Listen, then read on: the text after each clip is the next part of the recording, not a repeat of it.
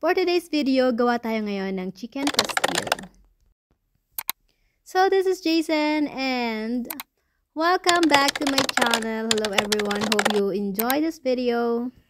So, pinakuluan na natin yung ating manok. And then, himayin na natin ito. Mag-chop din tayo ng onion, bawang,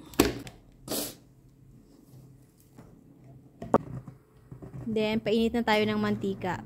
At ang ating luya, wag nating kalimutan, maraming luya. So, prituhin muna natin ang ating pinakuluan na hinimay-himay na pitso ng manok. Nilagay ko na din yung mga ricado na pinakuluan ko doon. Kasama ko pinakuluan ng manok. Pantimpla pa din yan, guys.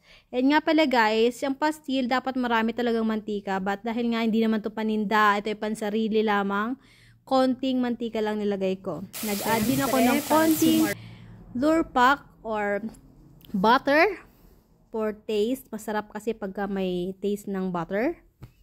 So, ayan, prituhin lang natin yan. Kapag namula-mula na, ilagay na natin ang ating mga ricado, bawang, sibuyas, sa sinap natin. Ayan, igisa natin yan ng maigi. Ayan, lagay tayo black pepper, cinnamon, white pepper, and then, ang ating curry powder, syempre, hindi mawawala ang ating curry powder. Then, haluin lang natin to guys. So, yan yun guys, yung gawa ko is dry. Kasi nga, ayoko ng sobra-sobra talagang mantika. Kung talagang gusto nyo yung chicken pastil talaga, lagyan na lang ng mantikang marami. And then, nag-add tayo ng oyster sauce. Next, the soy sauce. Then, haluin lang natin to guys. So, dali lang lutuin ng chicken pastil. Sa totoo lang, sobrang sarap nito. Kahit konti lang ilagay mo sa kanin, ay talaga mapapakamay ka. So, ayan na yung ating ilagay na curry powder na late. Na late. Oh my God.